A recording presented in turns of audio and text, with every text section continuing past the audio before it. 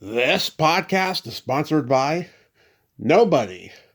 Hey dudes, welcome to Splat from the Past, the only 80s themed horror sci-fi show where things can get totally radical. Now today, I will be welcoming Lulie Newcomb. Lulie played the white trash trucker Owen's wife in the 1987 Thanksgiving John Hughes comedy cult classic Planes, Trains, and Automobiles. And she will be my fifth guest from this classic, and I am so excited. I've been wanting her on forever, and I finally made the connection, and I'm so happy. She was also in Christopher Guest's The Big Picture. She was also on an episode of Mr. Belvedere and Vietnam War Story, and she also has her own clothing line called Lulie Vision. And she was on this Norwegian roots reality show called Alt for Norge. She was on the whole season two, and she sent me the link to it, and I was like, wow, total mind blower of a reality series. And I don't even like reality television. And it's going to be great to have her on, and I'm so looking forward to this talk. As Turkey November winds down, we kick off the final week in style, and I've got some toe curlers coming up. Real toe curlers, I tell you.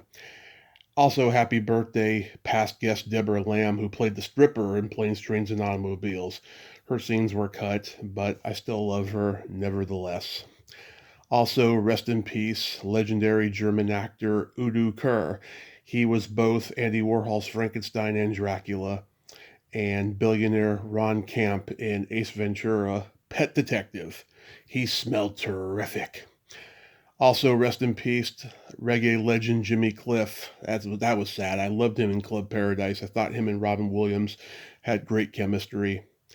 Also, at midnight on Thursday, Thanksgiving morning, I will be dropping Ask Tommy number 12, where I answer frequently asked questions from both guests and listeners. And keep an eye out for that one. So, yeah, here is my interview with Lulie Newcomb.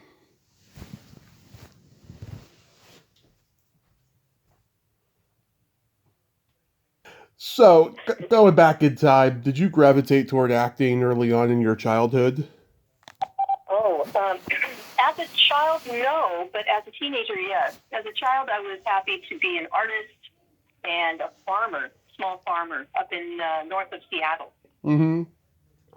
But Yeah. our high school had a very professional setup with a pretty professional theater and a professionally trained theater teacher, and I fell in with them and just ate it up. For 3 years. I was solidly in the drama department and in all the plays and in all the choirs, and I realized, hey, this is what I want to do for the rest of my life. Yeah, And so. I was very lucky also that the group of kids that were my same age, Mm-hmm. several of them went on to be very successful in the theater world, mainly as production managers and stage managers and things like that. They went from acting to production. But it Interesting. was remarkable to see how many of them actually succeeded from my high school time, which was 1978 to 1980. That is interesting. I mean, you're probably the only one that went on to do on screen stuff. Then. It is true, yes. I was, but we do have a couple that stayed local in the Seattle area and very successfully did regional theater and still are doing it. Nice, nice. Yeah, Yeah, my dad lives in Marysville, Washington. very nice. It's a beautiful place up there. Yeah, my grandmother, she lived 30 plus years over on Orcas Island. Oh, even more beautiful. Yeah. So you grew up on a farm, huh? Like, did you have, like, cattle and horses and the whole nine yards? We had horses, ponies, and mainly we had sheep, and we showed at the 4-H fairs. Nice. Nice. Yeah. That is so And cool. what's funny is what comes right around is in 2013 I met my current husband, he happened to have sheep up here in Olympia, Washington. And when I moved up here, Mm-hmm. we started having sheep again, and we've got them still for the last more than a decade. Nice. Yeah. Back to it. It's all full circle.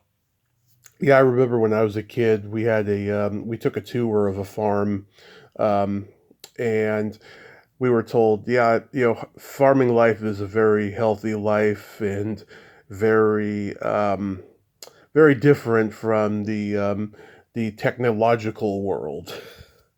Oh, yeah.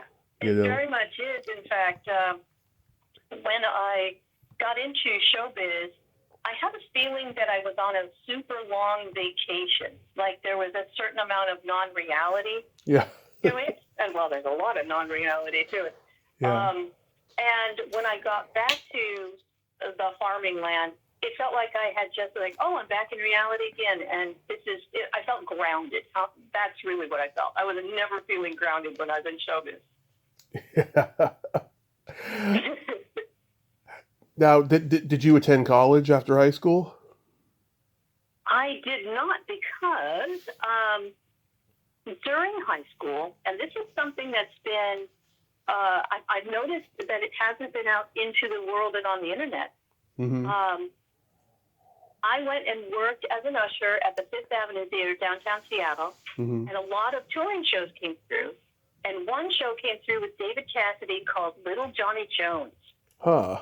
And it was destined for Broadway. So it was their pre-Broadway show. Mm-hmm. And in it, I was in a small theater production at the time and working as an usher. In it was a comedian by the name of Ernie Sabella. Oh, yeah. Recognize that name? Oh, yes. Yep, Mr. Carosi on Saved by the Bell. Exactly, yes. Yep. And so many other things. Lion King, all that. And Perfect Strangers. we met. What's that? Okay, yeah. Yep. And a lot of different films. No, he worked so much. We met, and he was 13 years older than I was. Mm-hmm. But we fell in love. So, and he was only here for 3 weeks. Really? He came and saw my production, and it was just a whirlwind romance. I was 18, and I took off with the show. It's like I took off with the circus. Yeah. Wow. And, you fell in love with Ernie Sabella. That is just wild. Well, yeah. And what's really funny about it is nobody knows about that, because we were married for 11 years. And at the end of the 11 years, it was a messy divorce. Mm-hmm.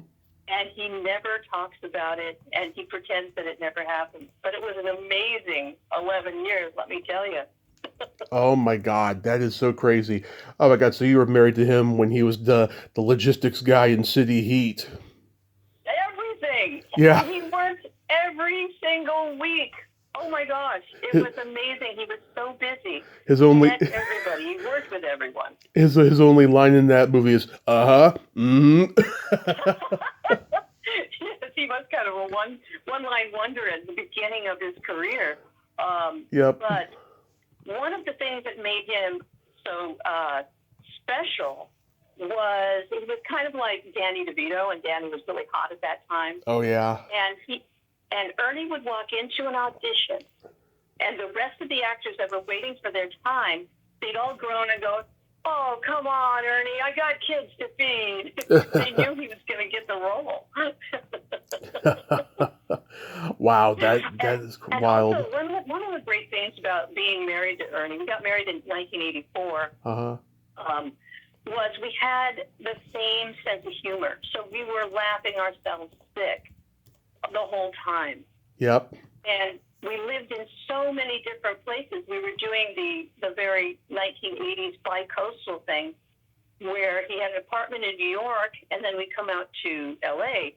and find a new place. And so we would live, oh my gosh, we lived so many different places out in L.A., from Santa Monica to Beverly Hills to Pasadena, all kinds of, it was like every time we moved out was a new place. And back then, economically, you could do that. It wasn't prohibitive to keep moving. Wow, that is just wild. Imagine that, huh? Yeah, that blows my mind. Wow. So did you two moved out to LA together? And back, see, that the whole decade or more was every 6 months we would be in LA and then in New York, and because of his work. That's why we were back and forth, because he'd get Broadway, then he'd get a movie, and then he'd get TV, and then he'd get a series. And in the later part of the 90s, that's when I had a career, which started with Planes, Trains, Automobiles. Mm-hmm. And it went from 1987 to 91, essentially, is when I landed auditions and got roles. Yeah. And I was like 25 to, almost 30 is when I had, that was my small yet illustrious career. So how does Planes, Trains, and Automobiles come to you? That was quite simply, now this is back when we had pagers and home phones. Mm-hmm. And you would get an audition, you would hear of an audition, or an audition would magically come in, you'd run off and do it, and you'd run home to get the phone call, if you got it or not. And there's something that I call the Hollywood fast yes, slow no. Mm-hmm. You would get a phone call before you got home if you got the role. If you didn't, you'd wait for 2 weeks hoping and praying that you got the role, and you never got it. So it was really easy to tell if you were going to get cast or not. And I got the phone call before I came home that they wanted me. Mm-hmm. And the audition was remarkable. Actually, I'm thinking about the other one. The other remarkable audition I had was for The Big Picture with Kevin Bacon. Right. And that one, the same thing happened. That's why I mixed them up. But let's go back to Planes, Trains, Automobiles. Mm-hmm. I was called in, and the role was silence.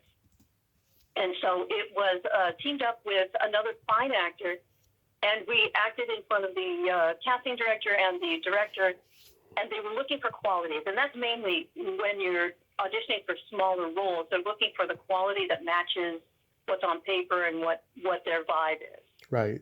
I matched the vibe. I looked right. I had the right vibe.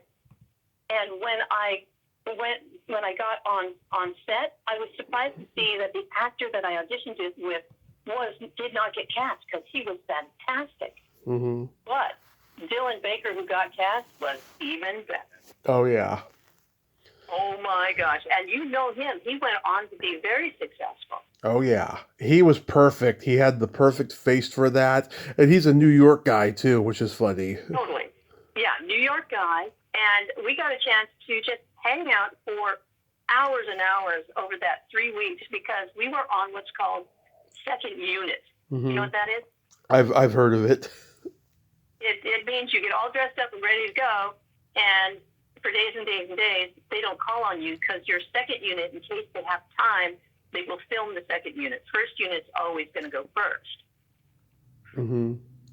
And so we were always in costume to the point where the cast or the crew thought we really were these rural characters. Because we were just wandering around all the time and not working in front of the camera. And Dylan, this is awesome. That weird snort that he does. Yeah. He was imitating a librarian at his high school that had that same problem. Yeah. He's just doing his librarian. Those New York guys, they use method. Yes, and also when we were finally filming,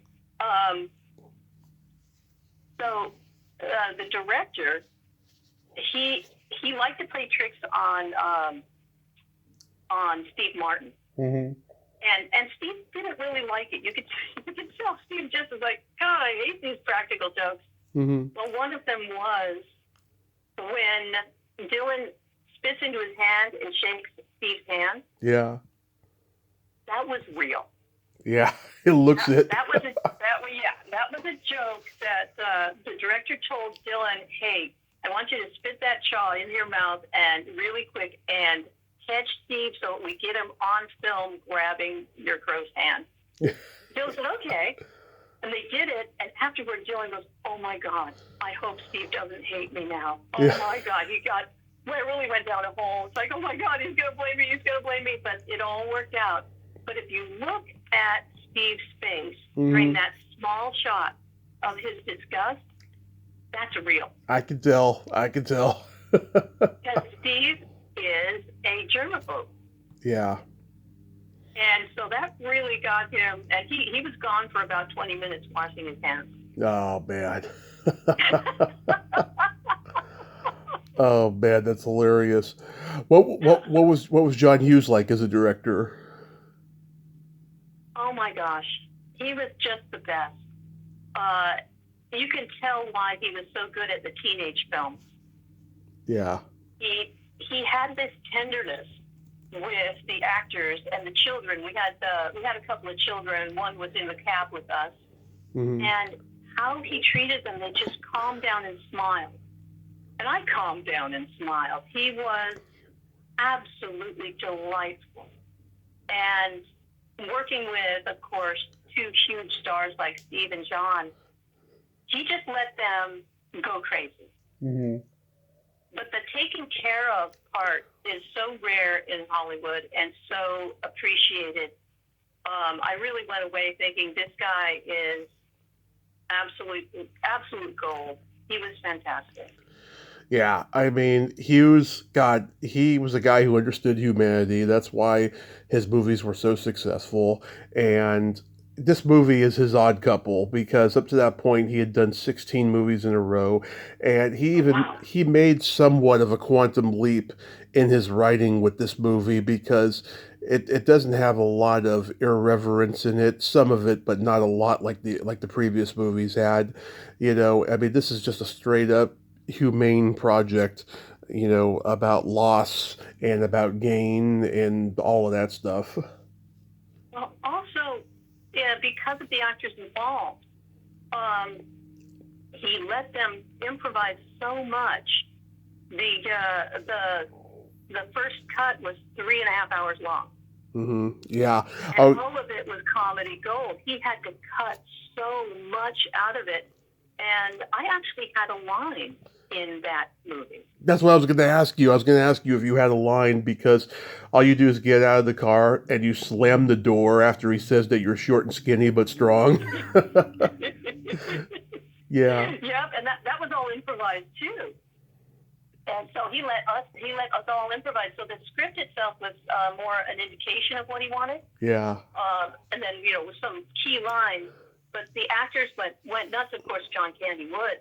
And what was awesome about the full scene that unfortunately they cut was I got a chance to, out of the blue, just walk up to Steve, get in his face, and tell him the line, "Sometimes I sleep in the naked." Yeah, I love that. And then that prompts John to say, "Oh, that's good for you. We got this.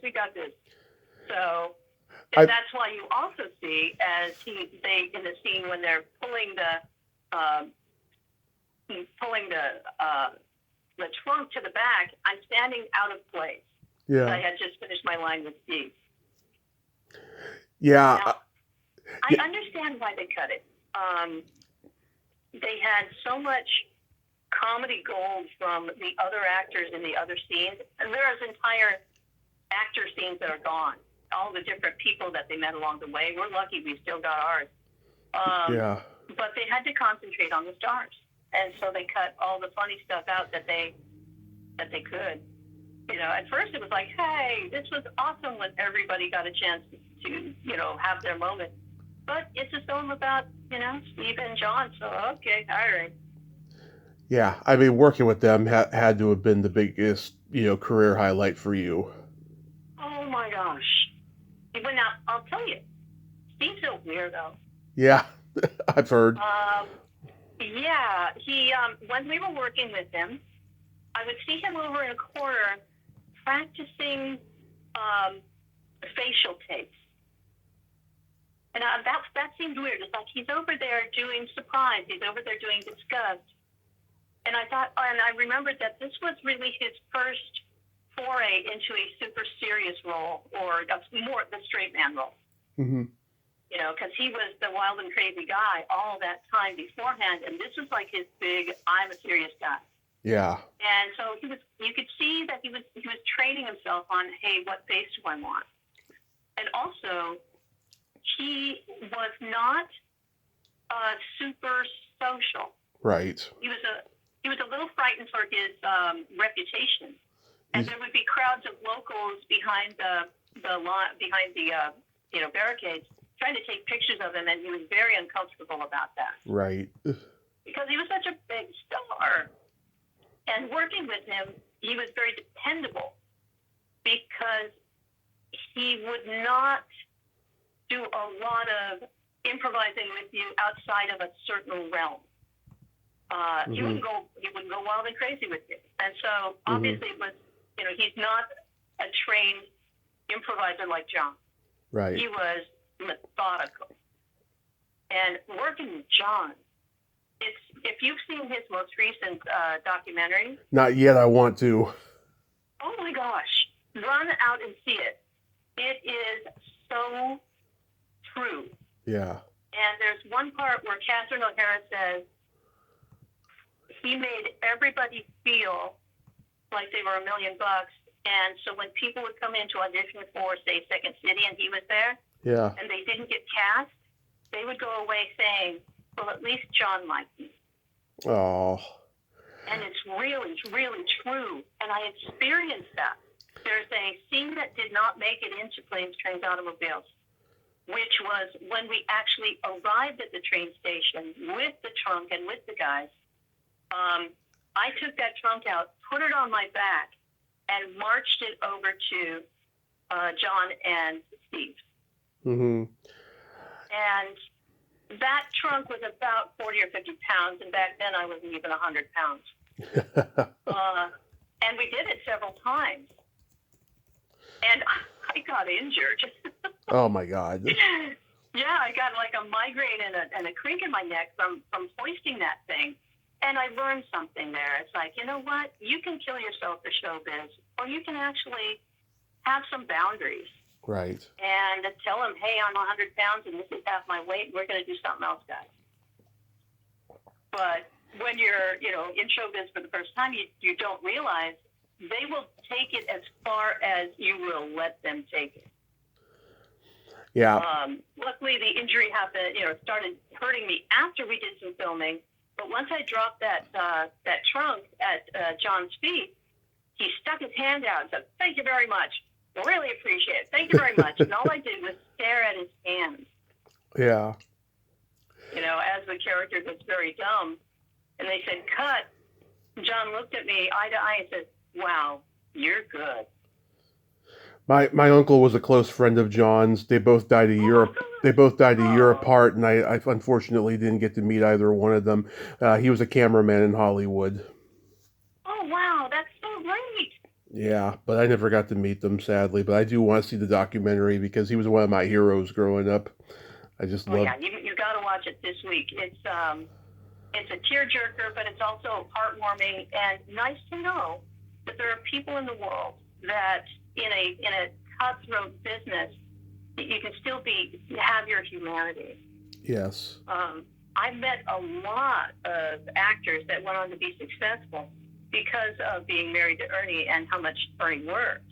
Mm-hmm. And if there's one thing I got to say, the ones that are super successful, there's always just a drop of asshole in the punch bowl. Oh yeah, the last 8 years I've done this podcast and I've gone to conventions. I have seen it. Yeah, and many times it's more than just a drop. And I think that's one thing that allows people in showbiz to keep going. If you don't have enough of that, you most likely won't be successful, and you'll go off to do something else that's more human and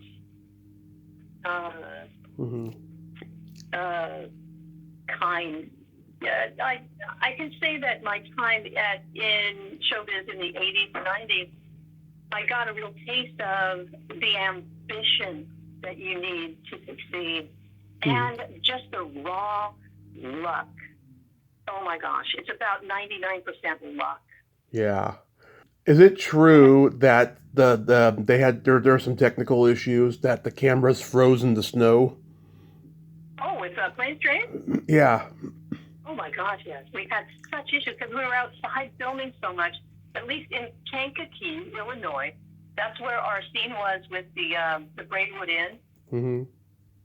the little motel, and it was pretty uncomfortable. You know, the costume I had was not that warm, and you could see John and everybody else just all bundled up. Winter filming is pretty tough Yeah. and messy, and it really did feel it was an arduous task to get filming done in the winter. I was lucky enough to sit in on the dailies, what they had just filmed that day, and it was the dailies on when Michael McKean pulled him over because he was a cop. Do you remember that scene? Oh yeah, Michael McKean is the cop that stops them near the end. Right. Well, Yeah. that was entirely improvised, of course. I've heard him because say of that. Michael. Yeah. What did you hear? Oh, that whole scene was improvised. Oh my gosh! And it went on forever. The dailies were. I think that the scene that was filmed was probably at least a half hour to 45 minutes. Mm-hmm.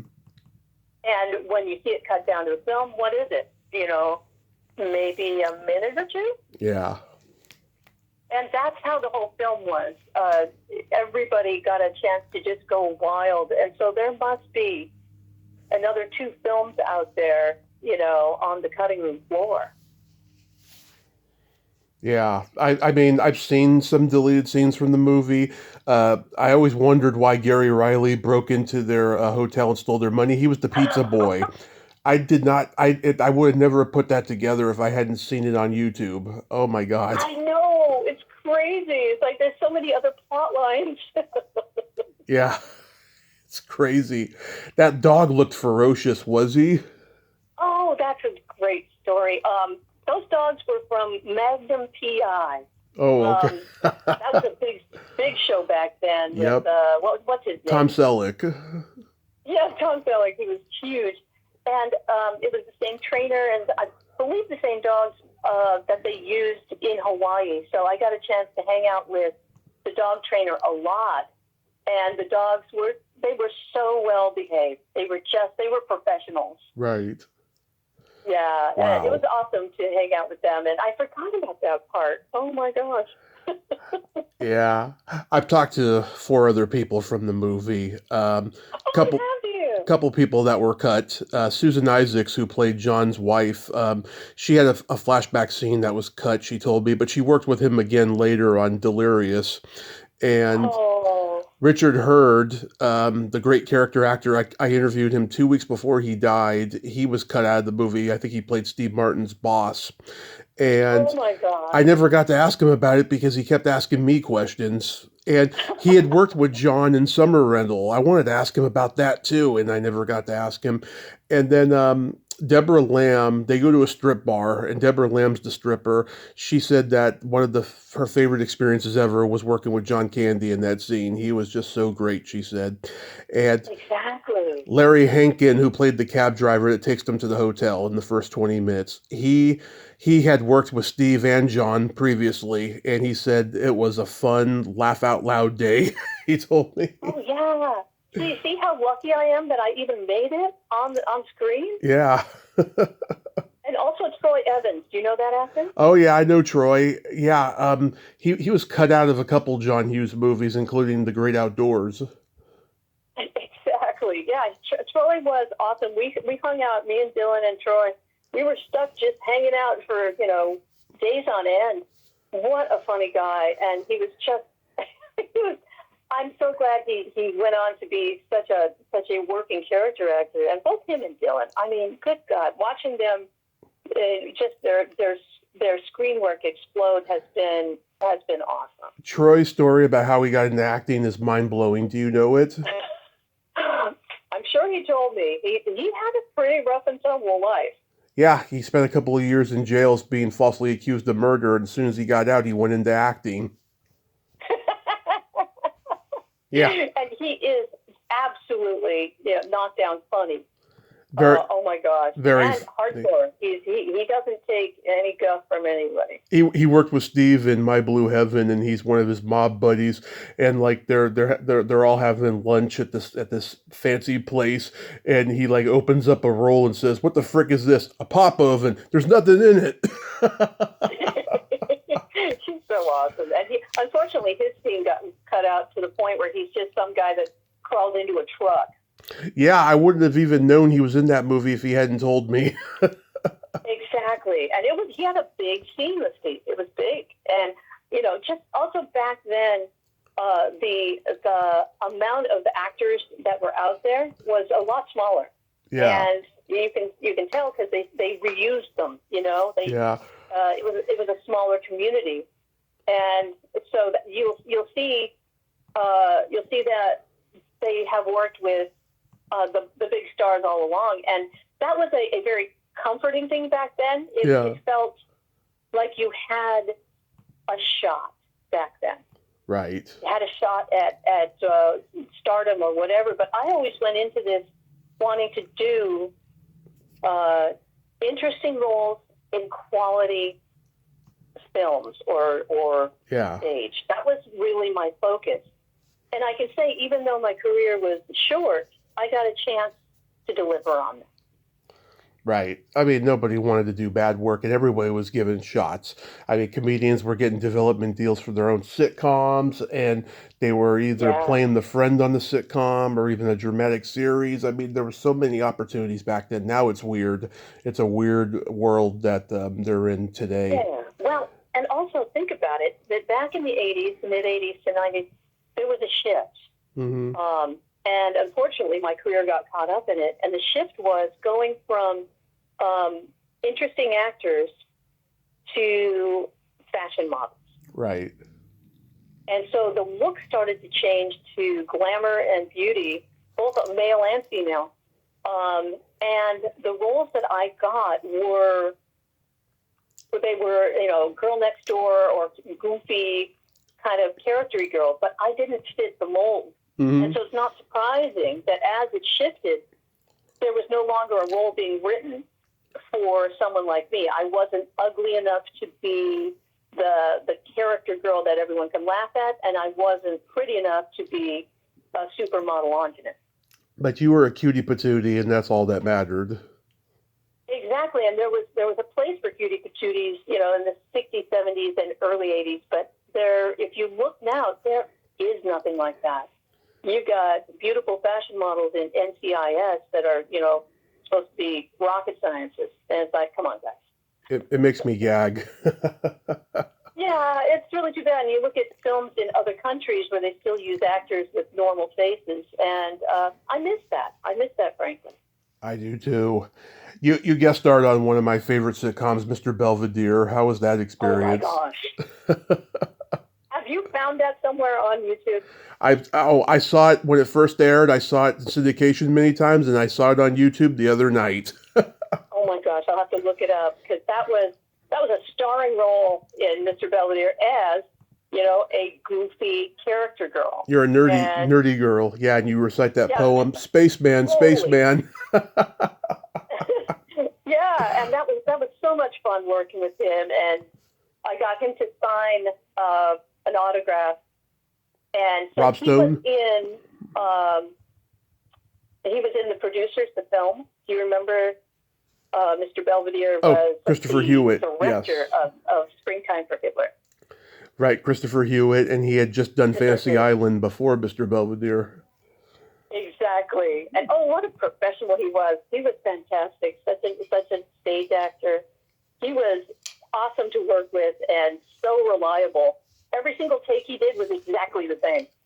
Yeah, he was great. Anne Ramsey from A League of Their Own is one of the sorority girls, and Kim Gillingham, who's a producer now and an acting coach. Yeah, she tries to seduce Rob Stone a few times in that episode. Exactly. She was awesome. The entire cast was so great. They were just, it was a fantastic experience with people that were, they were professionals. and they were doing their job, and they were good at it, and I would have loved to come back on that. And in fact, back to Planes, Trains, Automobiles, right after we filmed, there was talk of reviving the role of Owen and his wife in John Candy's next film. Unfortunately, they didn't do it, but that would have been amazing. Oh, The Great Outdoors? Yeah. That would have been great. Yeah. I know, they should have done it. Hughes casted a couple of his regulars in that movie. Britt Leach playing the guy with the lightning struck hair. I actually had him on a year ago and stuff. He said that was a lot of fun. He missed Candy too. He says he was just the sweetest guy. Yeah, everybody misses him, and I was very lucky that the Tony Awards were on TV during our filming, and we were invited both. Me and Mr. Baker, we were invited up to John's room to watch the Tonys because he knew that we were theater people. Mm-hmm. And we spent the evening with John watching the Tonys and just talking. And John said, I had to drag a trunk around in Spaceballs. I know your pain. That's how him and my uncle met. My uncle was a cameraman on Spaceballs. Oh my gosh, that's so great. Yep. Now, do you remember he was dragging something around all the time? Dragging around. I'm trying to remember. Yeah, he had something he had to drag around in the sand. I remember that, and it was just I remember, and John had he had a weight problem, mm-hmm. And at the time when I was married to Ernie was starting to have a weight problem, and so John had in his room he had a treadmill. Mm-hmm. That the production gave him, and a popcorn maker for snacks, and so you could tell he was trying to take care of himself on this film. Yeah, because he went into the Nathan Predikin clinic around 1984 or so. He lost a lot of weight and then gained it all back. Exactly. Rodney Dangerfield was also in that program too. Oh, I didn't know that. Oh yeah, I read that in his book that he wrote 30 years ago or whatever. So I love The Big Picture. It's funny, you're my second guest this month from it. I had Tracy Swope on a couple weeks ago. She was the female executive, with the wet hair and ponytail, and she's got the long nails and cigarette smoking. Oh, that's fantastic. That film just didn't get enough love. Really. No, and it's one of Christopher Guest's rare scripted movies. The other one is Almost Heroes with Chris Farley before he died. This because he went on to do his improv movies. He'd done it with the Spinal Tap, but then he started doing more improv movies. But that's got to be a highlight as well to work with that genius. And so to bring back what I was saying, that the audition for them was remarkable. So I'm up for a role in of just a girl at the front desk saying, "Oh, you want to meet her? Okay, she's down the hall and to the left." That was the line that I was auditioning for. Anyone could have done it, but the audition was entirely improvised. Mm-hmm. And so once again, they're looking for the quality and the look, and not necessarily read. I walked in there, they looked at my resume, they looked at the bottom, and both Chris Guest and Michael McKean looked up and said, "You do bird calls?" Because it was on my list of talents at the bottom, And I said, "Yeah, sure." I said, "Yeah, give us a couple." So I gave them, a couple of really funny bird calls, and they were laughing, and that's what got me the role. It wasn't reading it, it was doing bird calls. Nice. Yeah, and the funny... When I got to the set, all I had to say was stand there, look professional, and say, "Go down the hall to the left." It was kind of a letdown. Yeah. But one of the coolest things that happened on the set of The Big Picture was I had a conversation with Chris Guest in between scenes. He sought me out, and he says, "I saw on your resume when you auditioned that you are a fencer, like sword play." And he stood next. It was very strange. He stood side by side with me, wouldn't look me in the eye, and kept looking up and around. Mm-hmm. crossed his arms and said, I had to do a scene with Mandy Patinkin. I said, yes, I loved your scene. He looked me in the eye and said, that man is insane. Yeah. I said, what do you mean? He says, I was genuinely frightened for my life when we were doing that scene because he would get so into character that he would kind of lose it. And so when you see Chris freaking out at the end of his sword, at the end of that scene, that's real fear. He's frightened. He's frightened he's going to get injured by Mandy. Yeah. And ironically, Bacon was in Planes, Trains, and Automobiles. Yes, he was. Isn't that something? And I mean, think about it. The 7 degrees of Kevin. Anywhere I go, everybody else is now 7 or 8 degrees from Kevin. John Hughes directed She's Having a Baby first. And he asked Bacon to do that cameo. And then if you watch when they go to the hotel near the end, Martin Ferrero, who plays the clerk, he's watching She's Having a Baby on the TV as an in-joke. Oh, and the movie wasn't even out yet. It came out that February of '88. That's awesome. Oh, my God. Hughes was always doing stuff like that. You know, he was always doing stuff that people didn't catch the first time. That is awesome. And also, it's great that you're interviewing me during this season because this is when everybody has now taken on watching Planes, Trains either at Thanksgiving or a Christmas dinner. It seems to be the holiday film that everyone tells me, oh, my God, we've been watching this since it's been out. I didn't know you were in it. Like, yeah, I'm in it. I'm sure the residuals are great this time of year. You know, for someone as far down the list as not mine, if you talk to Troy, he said he was on there for 5 weeks. Troy Evans was on the film for 5 weeks. And it bought him his house. Wow. The residuals did, yeah. So he did really well. In fact, he told me he was dead broke when he got hired. They did his 5 weeks, and then he could now buy his house. Now, I can say I didn't get that. I got SAG scale, so I didn't buy no house with my 3 weeks. But it's great to get a little residual here and there, and they still come in, dribs and drabs. Yeah. You know, sometimes $2, sometimes $200. It's just sweet. It's sweet to have that. Oh. And also, it's awesome to think that there are actors out there that have done enough work that these residuals just keep coming in and they can live on it. And that is a wonderful situation. The Christmas Story people have lots of residuals because it plays 24 hours on Christmas Eve, Christmas Day. Yeah, residuals are really a wonderful thing. I think somebody said they have a house they named Casa Residual, and it was somebody that did a lot of commercials. Commercials is where the money used to be. I don't know how it is now, but that's how it used to be. Oh, yeah. People used to make bank doing commercials. Oh, my gosh, yes. Now, it's funny. I never even heard of this show, but I watched it on YouTube. I was a HBO junkie when this show was on, a Vietnam War story. Oh, my gosh, you're the only one that's seen it. Yeah, and I don't even remember it when I was a kid. I remember watching China Beach with my mom and Tour of Duty at that time, but like this one, I don't remember. Well, it was only, it was 12 episodes maybe? Something Not like even, that. Maybe 10. Yeah. And you saw that. That is so awesome. And that was a great filming. And I met Glenn Morshower, who went on to be a successful actor too. Do you know Glenn? That sounds familiar. Yeah, he's in Spider-Man and so many other things. No, that was Dylan. I remember like Dylan a lot.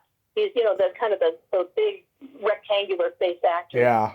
But you will, look up Glenn Morshower. What a wonderful person. We were friends for the longest time, and watching his career just bloom was awesome too.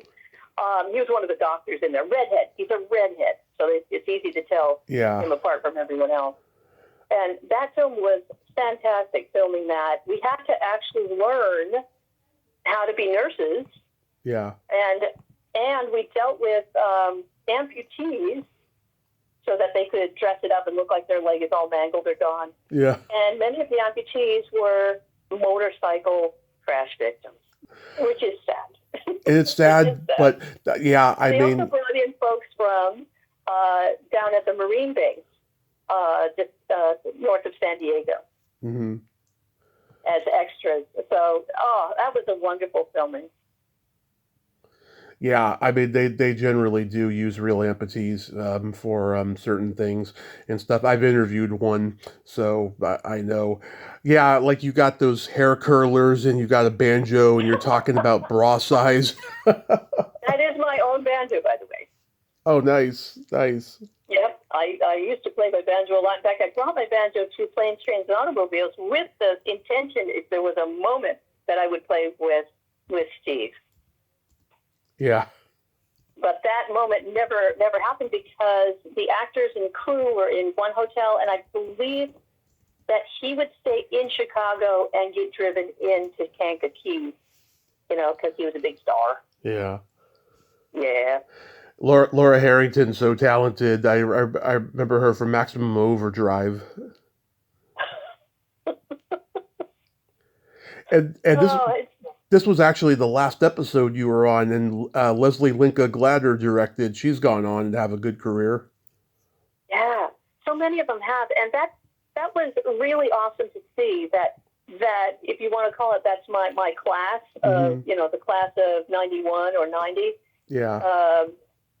To see people that went on to have amazing careers, like so many of them went on, that I knew personally, went on to be in Star Trek. Nice. We used to hang out with John Ethan Phillips all the time, Neelix, and Armin Shimmerman. Quark was my Shakespeare teacher. I had his wife on. Oh, Kitty. Yep, Kitty Swink. Kitty is awesome. She lent me her actors' equity card so that I could get in and have free ballet lessons or discount ballet lessons at a local ballet school, which is also where Ernie and I did at that ballet school. We did the West Coast premiere of Merrily We Roll Along, which is, I think, on Broadway right now. Yeah. Yeah, she's Kitty's great. Awesome. And Kitty said something one time. She was a part of the SAG officers. Oh, yeah, she still is. She still is. Oh, she still is, yeah. And when she first got on, she had an interview with NPR. I heard it when I woke up one morning. It's like, oh, my God, Kitty's talking. And she was so angry. She said, I used to work all the time, and now I don't get hired because I'm not a babe. Yeah. I went, whoa, oh, my gosh, well, she nailed it. Oh, that's awesome she's still doing that. Well, she's still. I know she's still active in the union. I don't know if that's her actual job with it, but she is still active. It changes every year, but they are such a wonderful couple, and just seeing the marriages last this long is awesome too. Because mine didn't last that long. Yeah, well, they met in New York in the early years and stuff. Oh yeah, and they were a wonderful couple, and Armin is just the best human being ever. And you can tell from his work. It comes out in his work. Very talented guy, yeah. Yeah, and the guy on Star Trek that he was a villain. He was on, let's see, Next Generation. I know, he's at Deep Space Nine. He's the alien who kind of looks like a pretzel. Right. Now, this Robert Schenken character, he was the best friend of Ernie Sabella. And he had a wonderful role on Star Trek where he was a bad guy that came in to cause trouble for Jean-Luc. And eventually he exploded at the end. And so that's one to look up, is Robert Schenken. And he went on to be a fine playwright. No longer an actor, but a playwright. Yeah. And just knowing him from New York Times, when he was just a struggling actor, all the way to being this amazing, just watching these people develop has been amazing. Do you have any anecdotes about guest starring on A Fine Romance or Working Girl? Oh yes, that was something. Well, of course we didn't think that the lead gal was she wasn't a star at that time, was she? Who? Well, the brunette. What's her? I forget her name. Mar- She's huge. She's a huge actress. Margaret Whitten? No. What show? What Fine show? Romance. No, I'm talking about the Working Girl. Oh, on Working Girl. Sandra Bullock. Sandra, right? Yeah, she was just a working gal, and also Nana Visitor was on that. No. Yep. And it was just a 1 week work, and a bunch of us weird actors and actresses were there being her local crew. Everyone was fantastic. It was professional. It was fun. And also it was very young. Everybody seemed to be in their 20s. So it kind of felt like a collegiate group of people working together. And George Newburn's a sweet guy. Oh, was he? He was one of the love interests. He's the love interest on it. Yeah. Right. And it's too bad. It was a fun and heartwarming kind of a show. It didn't, and maybe that's why it didn't get picked up, because it was nice. Yeah. It was a nice show. Yeah. So what made you start Lowly Vision? Was clothing always a passion of yours? Okay. Well, there was an incident that happened in 91 or 92 or so. We were in New York. Mm-hmm. And Ernie was working on, I believe, Guys and Dolls on stage on Broadway. And he was working with Nathan Lane. We hung out with Nathan Lane quite a bit. Mm-hmm. We were at the late night, like Musso and Frank's, some kind of film. It's the place where all the actors went after they did their show. So it's late. Mm-hmm. And there's a stage there, and they expect the actors to get up and do even more acting while you're sitting there at your table after your show. It's just a thing that happens. And there's Nathan with a piece of paper and a pen, scribbling down what he's going to do for his Splat. We're sitting next to Liza Minnelli and her sister Lorna Luft, and a couple other actors, and me and Ernie. And there was an actress across from me. She was older. She was the same age as Ernie and Nathan. And she says, "You know what I think I need to do? I think I need to go into real estate. I think that's what I need to do." And they asked her, "Well, why would you give up show business?" She goes, "Well, it's just not happening. It's been, 2 decades, and I think it's time for me to, move on and do something that really..." And I got this realization, oh my God, that could be me. Huh. Because at that time, I was not getting the auditions. I had lost my representation in Los Angeles. Mm-hmm. The agent just stopped working for me and returning my calls. So I was, no longer something they wanted to deal with, because I was not getting auditions. And I said, that could be my future. And something hit me and washed over me like, oh my God, I quit showbiz tonight. Yeah. And I'm looking at Lorna there, and I'm looking at Nathan scribbling away and toiling to just continue acting and acting and acting and acting. I went, this is insanity. Yeah. And that was the moment I went, okay, I need to transition out of this. And the whole time, this whole time that I was acting, I was still sculpting. I had a doll business. I was making dolls with animal heads that went into miniature doll houses. Oh yeah, I wanted to ask you. Yeah. Did you do sculpting for that Tom Hanks miniseries? No, I didn't do that. Okay, that's a different Lulie Newcomb then. Well, I might have. If there's a Lulie there, what is it? From the Earth to the Moon sculpting. It was Tom Hanks miniseries. Yes. Okay, because I found it on there was two Lulie Newcombs on IMDb, and sometimes it's the same person. Sometimes they mix them up. Well, there are no other Lulie Newcombs I know of, and I worked as soon as I got that realization, I did start sculpting more seriously, and after I split with Ernie, I got hooked up with Hunter Gratzner Industries / New Deal Studios. Mm-hmm. And they hired me as a sculptor. And yes, Earth to the Moon I did. And what else did I do? I did so many. The Batman with Schwarzenegger, you know that one where he's Iceman? Oh, was that the 6th day? Oh, no, Yeah, no. it was one of those Batmans. Oh, no, he was Mr. Freeze in Batman and Robin. That's where right, it was. Right, Mr. Freeze. And I did all of the gargoyles on the outside of the Arkham Asylum. I sculpted those. Wow. And also Men in Black. You've seen Men in Black? Of course I have. Okay, well, the first scene in the film where there's the desert and the little Volkswagen van Mm-hmm. going through the desert, every one of those yucca plants and saguaros I sculpted. Wow. And when the bug goes flying down into the canyon and then up again out of the canyon and then gets splatted onto the car, Yeah. That's my canyon that I carved out of styrofoam with a small chainsaw. Oh my God, small fucking world. Wow. And also Godzilla with Matthew Broderick.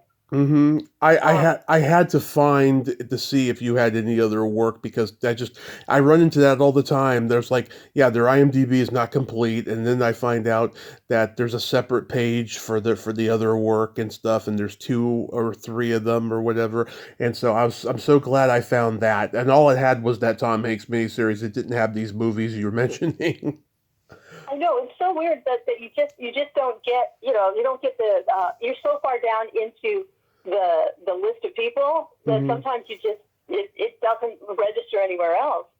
But on Godzilla, I did all of the outside pieces of brick that are decorated on the Flatiron building, so that when Godzilla hits it with his tail, all of my stuff flies off the building. Wow. And also did End of Days with, again, Schwarzenegger. Yep.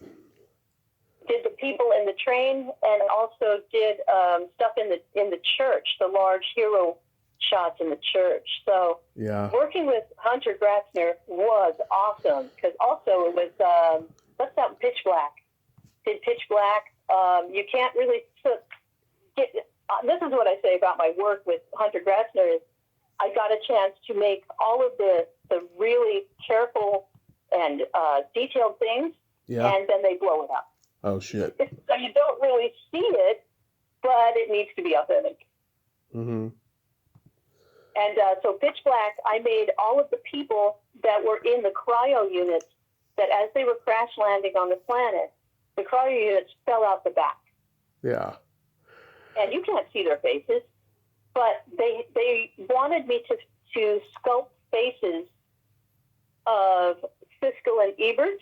Yeah. And Rosie O'Donnell, and also Leonardo DiCaprio, and a couple other people. And so they told me that they used those heads, the molds of the heads, later on in many other films. Shit. Oh, and there's a Vin Diesel head too, yes. Yeah.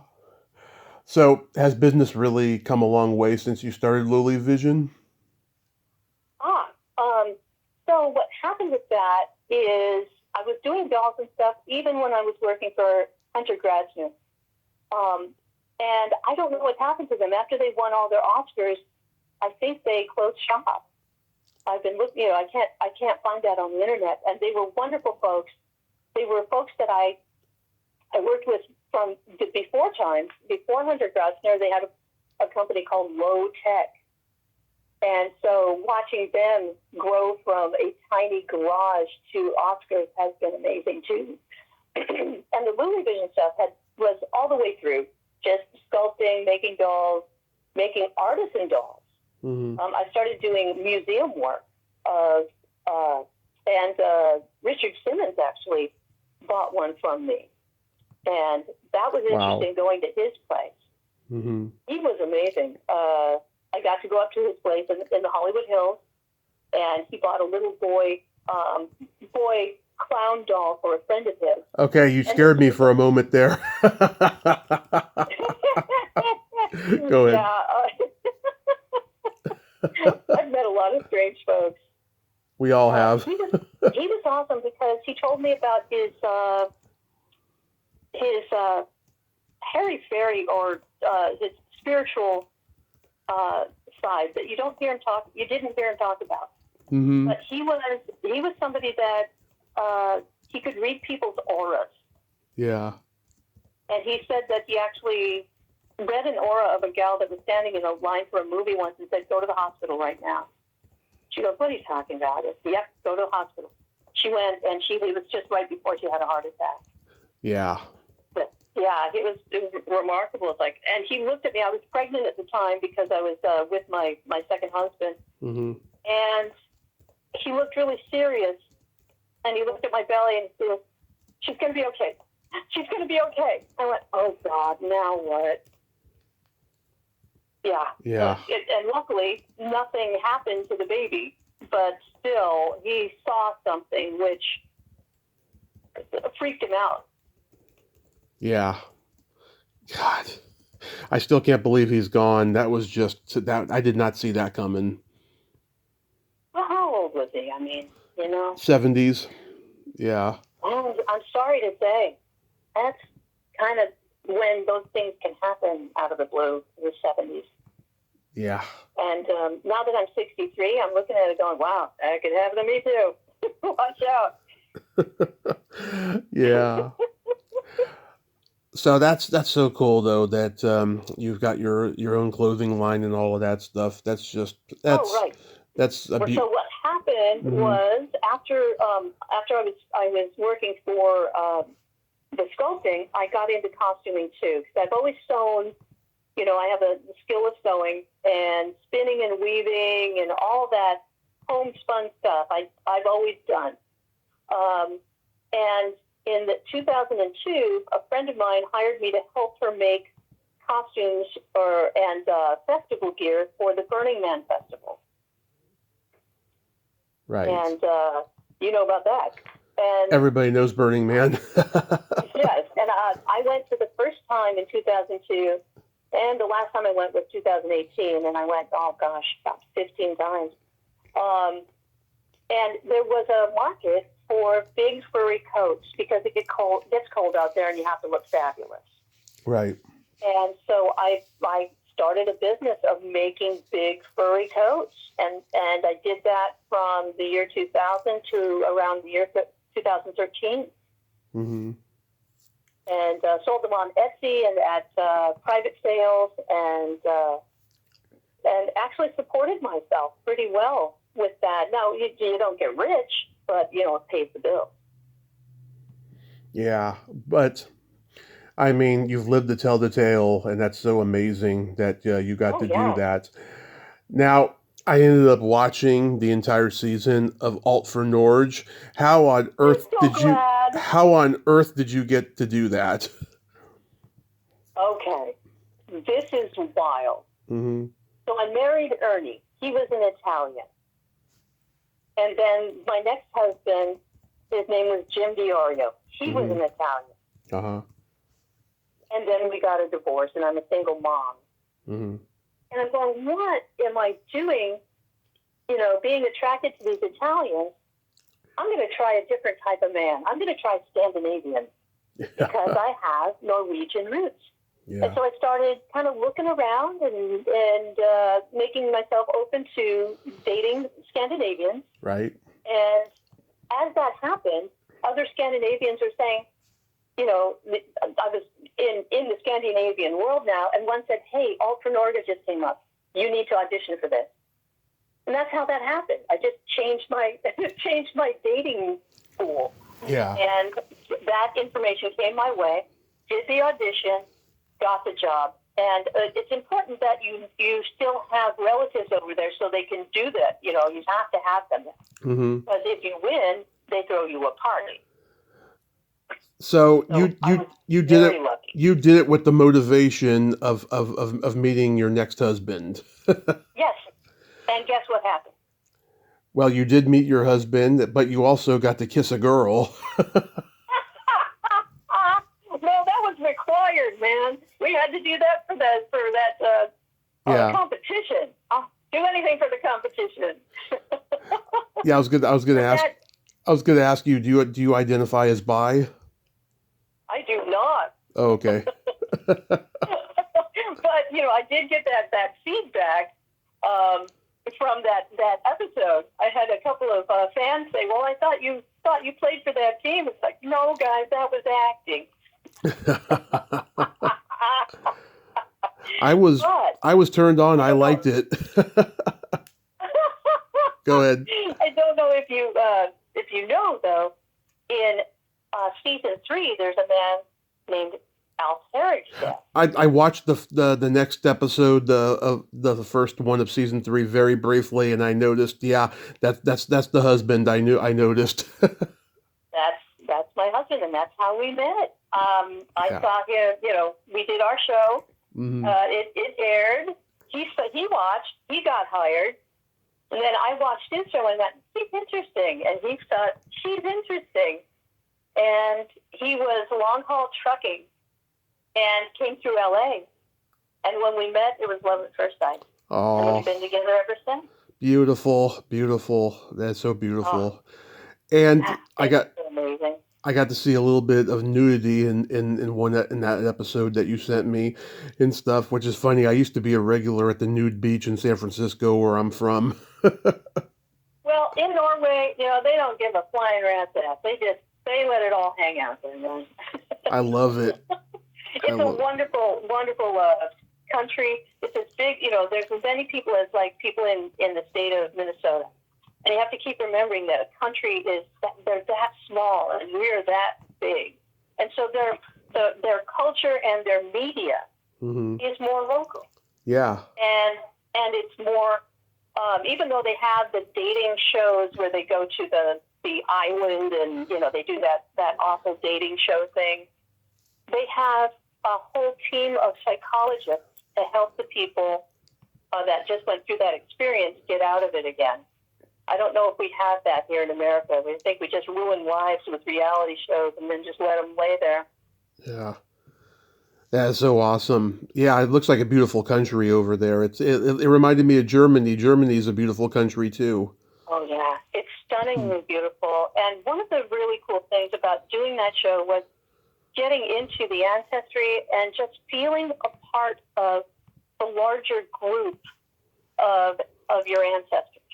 Mm-hmm. Just feeling I belong, and the heritage, feeling the heritage of being Norwegian or Nordic.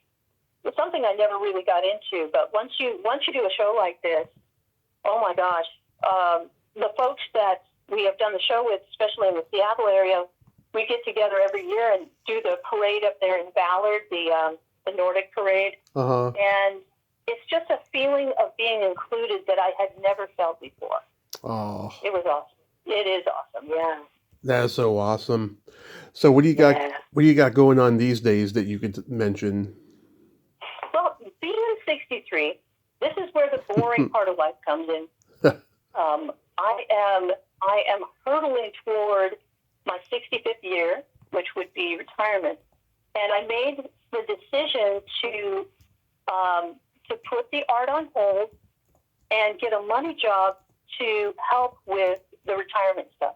See, that's the thing. Once you get a little older and you get sensible, it's like, I gotta knuckle down and do that. And since I'm in Olympia, Washington, there's not a lot of opportunity here for anything arty.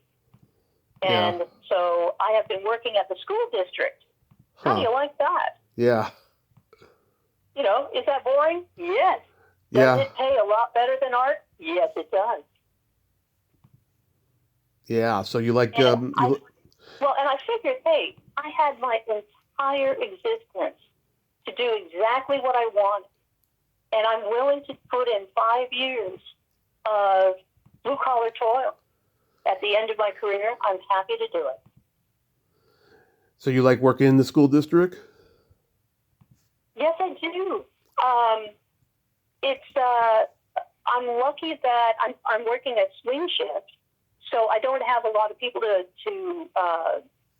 interface with. Mm-hmm. So I listen to a lot of books on Libby a lot of podcasts, yours included, Oh, and also, get into the politics and the local politics, things like that, and just do grown-up stuff. I can say, I've shifted into being a grown-up, which is about time because I've crossed the 60 line. well, I think you're doing fantastically. Real quick, real quick. Let's play my secret silly game. This is a series of silly slumber party questions. It's no win or lose, just pure fun. And how the game works, Lulie, is I ask you the question, you answer it, then you ask me that exact same question, and I answer it. And feel free to comment on the answers because they might be funny. All right. Okay, Lulie, are you ticklish? Am I ticklish? Yeah.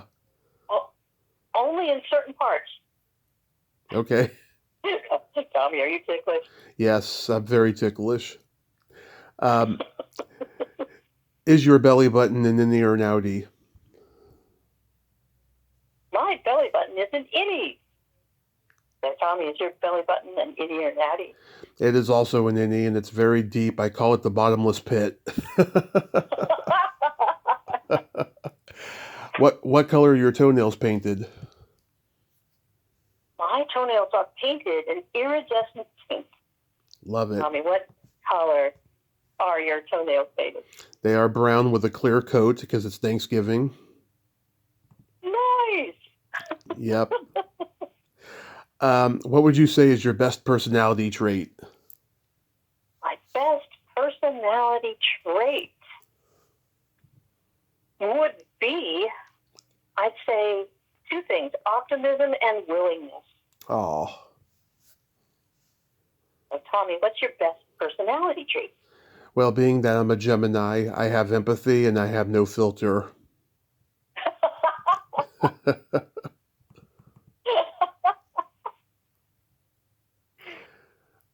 What is your guilty pleasure?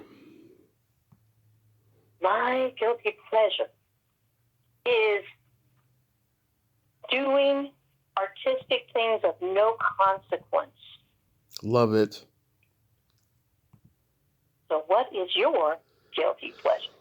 Eating pizza and watching a raunchy sex comedy movie. Nice. Yeah. If you could have anything named after you, what would it be? Gosh, I've never thought about that before. I'm coming up with, a country. No, I think it would probably be an artistic tool of some sort.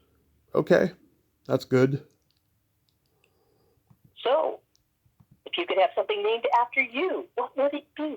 Oh, get ready for this. A vibrator. What? Nice. Yes. And I would call it the Tommy Chatsy. That's excellent. Yes. We're both a couple of tools. Yep. And then my favorite question, is there a stinky smell that just makes you gag? Okay. So I'm a farmer. Mm-hmm. I have smelled it all. Yeah. I worked for the school district. Mm-hmm. Part of that is cleaning. I have smelled it all. Yeah. And I can say I can tolerate just about anything.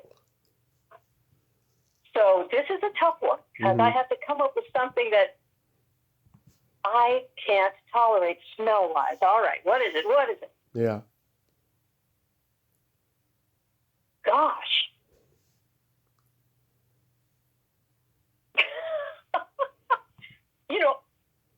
I pride myself on being able to tolerate all of the tough smells. Okay. So, Tommy, for you, what is a smell you cannot tolerate? Either farts or feet. Oh, wow. You're a lightweight, aren't you? The classics.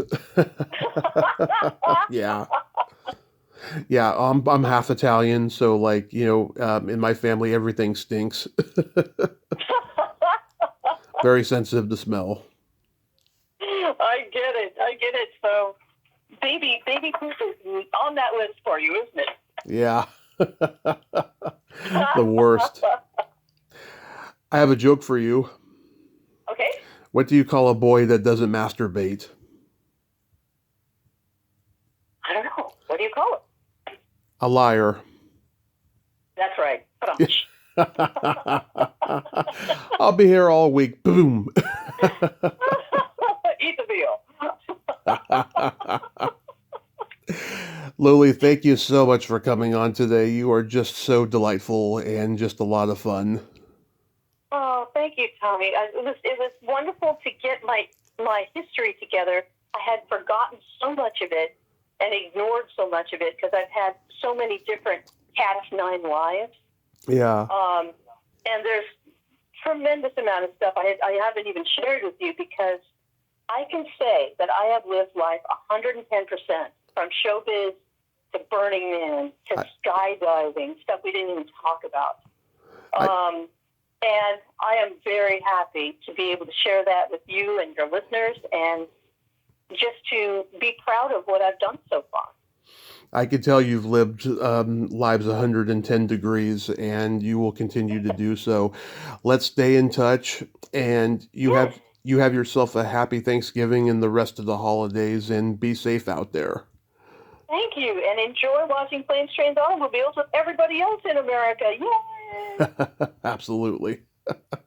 All right. Thanks so much, Tommy. My pleasure. Bye-bye. Bye-bye. Well, there you have it. Lulie Newcomb, ain't she a sweetheart? Oh my God, what a character. She really has lived a lot of lives, and she's going to continue to do so. She is just funny. I enjoyed every moment with her. Oh God, she really is Southern and really is rural, but she is not trash like that character in the movie is. But oh my God, she is just so delightful. Wow, the fact that she was married to Ernie Sabella, that blows my mind. I would have never have guessed that. And that sucks that he doesn't acknowledge her, all these years later. But, she don't need that.